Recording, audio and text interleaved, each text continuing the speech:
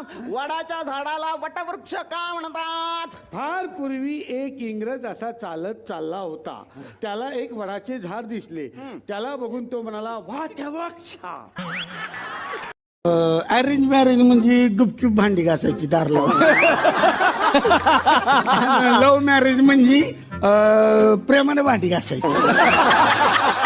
क्या बात आहे, क्या बात. तुमचं कुठलं मॅरेज आहे बहिणी? म्हणजे अरेंज मॅरेज. Arrange marriage. अच्छा अच्छा हा. अच्छा अच्छा.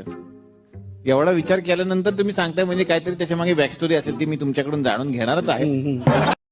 कसं शिकवता कसं मुलांना शाळेत साधारणपणे? हसत खेळत शिकवतो. हसत खेळ शिक्षण मला फार आवडतं. म्हणजे कसं शिकवता साधारण? पोरांना सांगतो तुम्ही खेळा, मी हसतो. किती चहा बनवला.